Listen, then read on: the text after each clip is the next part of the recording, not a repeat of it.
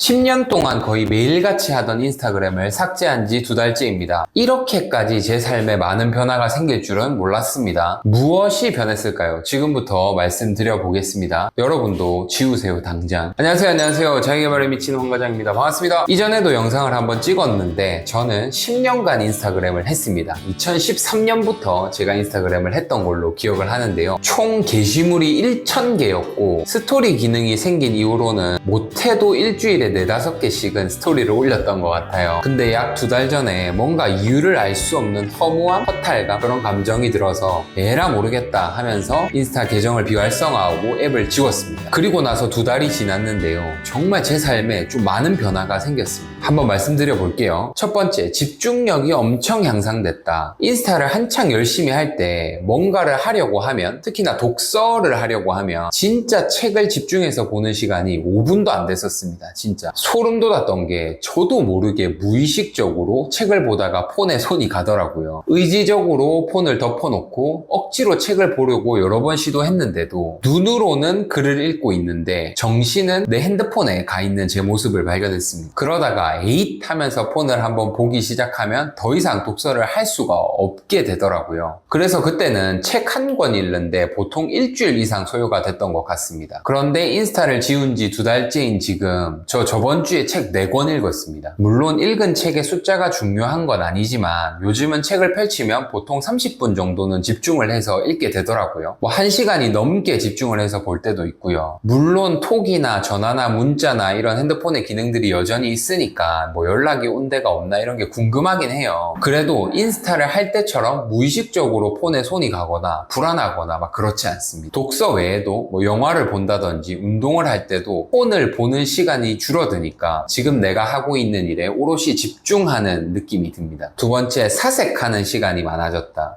이게 참 오랜만에 느껴보는 감정과 시간인데요. 여러분, 제가 어렸을 때는 버스를 타고 가면 창밖을 보면서 이런저런 생각하는 걸 너무 좋아했었거든요. 근데 스마트폰이 나오고 인스타를 하면서부터 그런 시간이 언제부턴가 없어졌던 것 같아요. 버스 타고 핸드폰 보지 말고 풍경도 보고 생각도 좀 해야지 이렇게 마음을 먹어도 버스가 좀 가다가 신호에 걸려서 설 때가 되면 어김없이 핸드폰에 손과 눈이 가더라고요. 또 그렇게 한번 빠지게 되면 헤어나올 수 없고 결국은 버스 내릴 때까지 의미 없는 SNS 게시물만 보다가 하차할 때는 머리가 띵하고 어지러운 느낌을 자주 받았던 것 같습니다. 근데 인스타를 지우고 나니까 굳이 폰을 자주 볼 이유가 없더라고요. 물론 아까도 말씀드렸지만 제가 그렇다고 버스 타고 집에 갈 때까지 폰을 한 번도 안 본다는 건 아닙니다. 유튜브도 보고 카톡이나 문자나 전화도 하고 폰을 보긴 보죠. 근데 확실히 인스타를 할 때보다 폰을 보는 시간이 줄어들었습니다. 그리고 인스타를 할 때는 통제하기가 너무 어려웠던 핸드폰 보는 시간을 꽤 수월하게 통제할 수 있게 됐습니다. 그래서 버스 타고 어느 정도 갈 때까지는 책을 보고 그 이후에 음악 좀 듣다가 그리고 유튜브 좀 보다가 창밖을 보면서 생각을 하자 이렇게 계획을 세우면 나름 손쉽게 실행을 할 수 있더라고요. 버스뿐만 아니라 지하철을 타거나 아니면 출장을 가거나 장시간 기차를 탈 때도 제가 계획을 세운 것들을 손쉽게 실행하는 저를 발견할 수 있었습니다. 제가 회사로 출근을 할 때 항상 한강을 건너거든요. 진짜 인스타 지우고 나서 한강도 보고 지나가는 사람 구경도 하고 지나왔던 일들, 앞으로 어떤 일을 해야 될지 등등 다양한 사색을 하며 살아가고 있습니다. 네, 세 번째, 편안하다. 제가 인스타를 할 때 제일 조급했던 게 뭐냐면 맛있는 걸 먹으러 갈 때나 어디 여행 갈 때였습니다. 어떤 재밌는 사진과 영상을 찍지? 이런 고민들을 언제부턴가 제가 하고 있더라고요. 그래서 그 시간을 온전히 즐기지 못하고 제가 만족하는 사진이나 영상이 나와야만 그 이후부터 음식이나 풍경에 집중을 하고 먹고 보고 이렇게 하고 있더라고요. 근데 이거 지우니까 이제 어디 올릴 데가 없잖아요. 근데 3살 버릇 80까지 간다고 그렇다고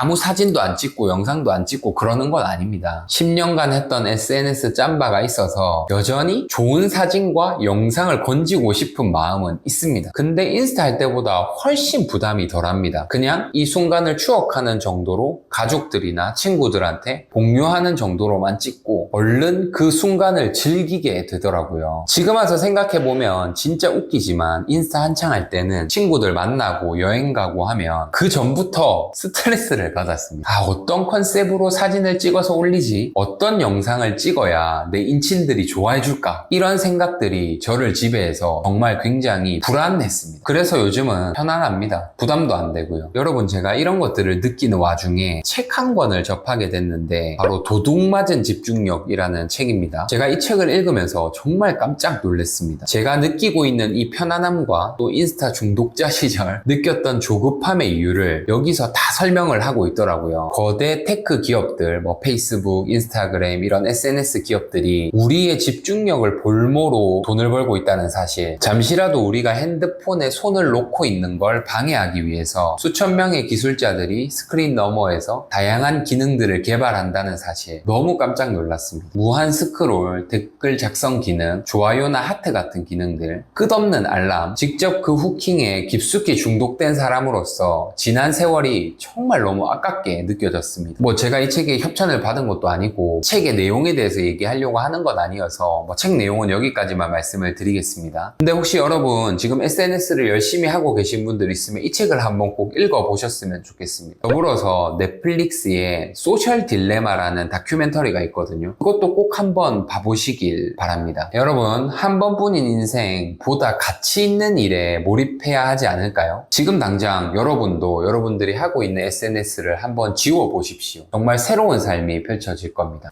네, 구독과 좋아요는 항상 큰 힘이 됩니다. 감사합니다.